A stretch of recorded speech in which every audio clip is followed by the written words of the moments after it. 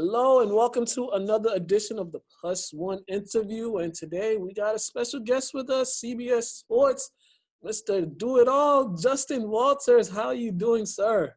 I'm doing well, man. Also got to throw in my other affiliate in there, Pix 11 News in New York City. But everything's going well. I'm trying to make the most out of 2020. Got to do the glass half full and be optimistic. I'm hopeful for what's on the horizon for us in the new year. Definitely. I mean, we're here now. We're here. It's been a long 9 months, but you know we're getting through the year, and a lot of excitement surrounding the NBA season. I know us as fans and people who cover the sport were excited for the season opener last night. You were in the building last night. You got to see firsthand Kevin Durant's return to the court, the new look New Jersey Nets, and what a way for them to kick off the season. Yeah, most certainly. Let's first speak about the oddness of the entire entering into the Barclays. So I had to get a rapid COVID test. It took about 6 minutes. Of course, I got a negative result, and I was fortunate to then be allowed to a section that was given to TV media. Of course, our seats are now socially distanced. There were no fans in the arena, but one of the stories that I did and the Nets did, which was really nice, is that they made sure that they honored and dedicated this season opener to essential workers. There were 62 essential workers in the building. So you got to make sure that we understand that, yes, a pandemic is taking place, but without their work, nights like last night weren't possible. Of course, a great first impression. Kevin Durant and Kyrie Irving playing together. Nets fans have been waiting for that night since the summer of 2019 to see them both together competing for a championship. And pretty much they exceeded expectations. Granted, it was against the Warriors, who were not at full health. Draymond Green didn't play. Klay Thompson also out with the ACL injury. But I think you have to be impressed on what they did. They were throwing up plenty of shots. And then the number one question was, how would Kevin Durant look not having played in basketball in 500 and I think 50-plus days? And he showed. He's still KD. There's just some things you can't D. That pull-up that he has, whether it be on the baseline or just he dribbles you slowly before you hit the top of the key, the three-point line, deadly. He still has it. And what's really scary is that he's not at 90%, or he's probably at 90%, as Coach Steve Nash said. So wait until he gets reps, there's more game experience. Yeah, it's going to be over. I was just talking about that with my friend. There's really nothing you can do with 7 feet with a 7-footer who could pull up like that. There's nothing you can do. You can't block it. You can't do nothing. Once he decides he's going to elevate and shoot over you, like, good luck, because you just got to hope he misses, because there's no way. You could be the greatest defender in the world. You're just not blocking that shot. Yeah, it's like the saying goes, good defense, better offense. There's some things that you just can't defend or stop. It's not about stopping Kevin Durant. It's about trying to contain him. And honestly, just as a basketball fan and looking from an objective lens, it's nice to see him back out there. The game missed him. You forget how deadly of a scorer he was, and he's just a pure scorer, one of the best scorers of all time. A much different game than LeBron, a little bit more smooth and crafty, and his defense has improved immensely because of his Golden State days. So I'm really excited to see what this Nets team looks like.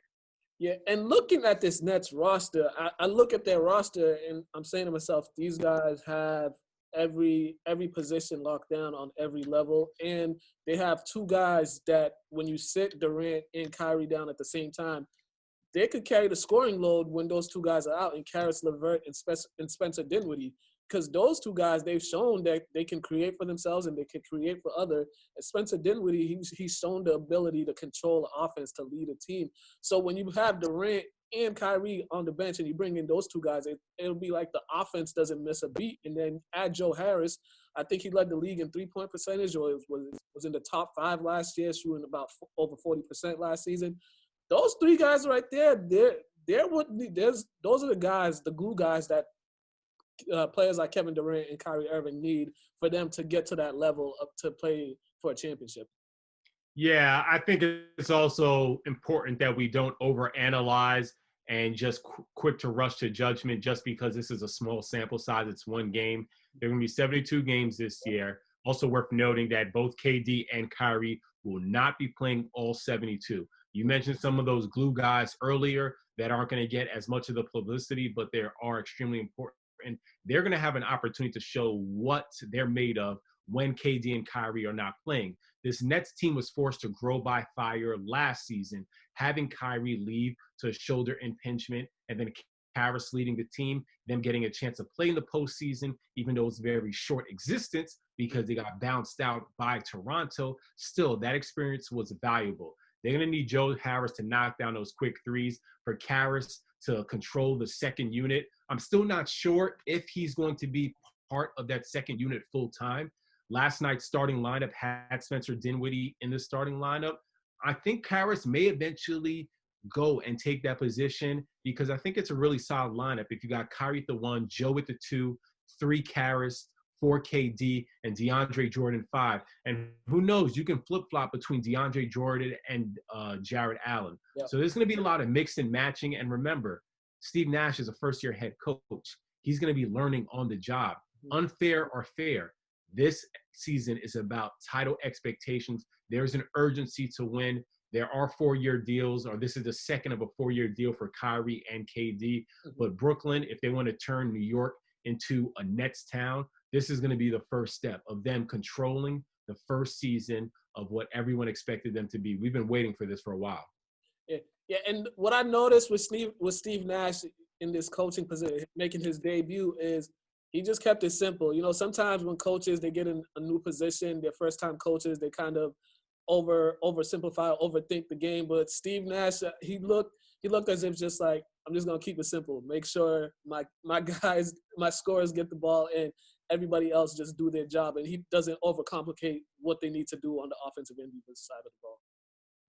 Yeah, there was no initial rust. A lot of the offense was making sure people could find their spots. There's going to be a lot of isolation basketball at times because you just have two great gifted scorers. It's less about the offensive sets. It's sometimes just get them the damn ball and let them go to work and cook up. There are going to be times that you're going to make sure that you run a play off of a screen, do some curls, etc. But everybody was able to play in last night's game. This wasn't the most difficult coaching for Steve Nash. He couldn't ask for better opener, but what's going to be important to analyze and make sure that we see how it progresses from game to game is plays that he runs out of the timeouts. What are they doing down in late execution? Calling timeouts to stop a run. Those are going to be the things that are really going to define if he's the right guy for the job, because there were a lot of candidates that really wanted this opportunity, and it was given to Steve Nash. Definitely. And then in the second game of the night, we saw the Lakers get their rings, lost the game. I swear this is a trend in the NBA each year where a championship team after a ring ceremony, they kind of lose on opening night. Right. This has happened a few times the past couple years. And the Lakers just look rusty. They just didn't have it pretty much. They just didn't have it. It's one game. It's just one. If it's one game, we can also look at what Paul George did. And are we going to believe that that's really the Paul George? Yeah. Who knows? He's playing better than he was in the bubble. So that's important. And he explained in extensive detail, some of the struggles that he had while out in Orlando and why his season just was so bad. And he put a lot of the onus on himself. But what it comes down to is which one of these teams is going to be better and more cohesive in that 7-game series, because most likely they're going to meet, unless maybe one of my sleepers in the West would be Dallas. Okay. If Kristaps Porzingis can stay healthy. You got a couple of other teams. I'm still not sure if the Jazz are ready to topple one of those teams, or even you can't undermine what Denver did as well last year. So we'll see. It's going to be a long season. A lot of these teams, it's going to take them some time to get their feet under them, because it was such a short off season. And once again, they're playing during a pandemic. They're not going to be able to operate usually how they would. Yeah, and I like what you said about the Jazz not being sure. I'm just not sure, do they have enough offense to be able to compete with the Lakers or the Clippers or even the Nuggets, because we see their offense could get a little lackadaisical, just too much give the ball to Donovan Mitchell. Let's see what he can do. Have they improved? You know, they got Bogdanovich back. That team, I'm with you on that. I'm not too sure about them. Another team, you didn't bring up the Blazers. When I look at their roster, they seem like they could be a team that could make some noise, that could give some teams the problem, but do they have enough can they get over that hump? Because in the big games, it's like sometimes Dame and CJ, they kind of wilter and they fall back in the big games some of the time. So can they get to that level? Can they make that next step? The Blazers, a lot of people are high on them. If you look at their roster, you understand. But are they better than the Lakers? Are they better than the Clippers? Are they better than the Nuggets? That's the biggest question. Yeah, I think they're just too reliant in terms of Portland we're speaking about on their top two guys, and that's CJ and Dame. You're probably not going to find a backcourt that's better than those two, but who's the next guy after that? You were hoping when you made the trade for Hassan Whiteside that he possibly could be one of those guys. Jokic is a solid player. Carmelo, you can't forget, but Carmelo is more like a utility option right now. He's going to make his spots, but you shouldn't be relying on someone at that point in their career who just doesn't have the same explosiveness that he used to have. But it's going to be an exciting season. I'm just glad to see the NBA back, and you're just hopeful that with them not being in a bubble this year, that they'll be able to at least get to the end, because there's going to be a lot of mixing and matching in terms of scheduling. And I don't think it's a matter of if a game is going to be postponed or rescheduled. It's a matter of when, unfortunately, because NBA rosters are much smaller than NFL rosters. And we've seen how much rescheduling the NFL had to do. So we're hopeful with this vaccine, but I'm just glad that basketball is back, man, honestly. What do you make of this mess happening in Houston right now? We're hearing all these stories of Houston and this whole James Harden saga. What do you make of what is actually happening down there right now? I think Houston holds all the chips. I'm not sure why James Harden is so disgruntled. As gifted as a scorer as he is, he can't begrudge the Houston organization because they have done their best to try to put pieces around him. Mm-hmm. So you start back when he started with the team, they acquired Chris Paul. You guys actually did work out. Your personalities just didn't mesh. He left. Now you tried Russell Westbrook. You guys just didn't work out at the beginning. But later on, once you played small ball, things were going well relatively. But once again, many times I found that James Harden in big moments has just faltered, even going back to his days in OKC. And now this year, they've tried to pair him with John Wall, who's a solid defensive player. Granted, he hasn't played in forever, and it remains to see how durable he's going to be this season. But he's extremely explosive, and I think his game, if anything, is more complementary to his game is more complementary, this being John Wall, to James Harden compared to Russell Westbrook, who's more ball dominant.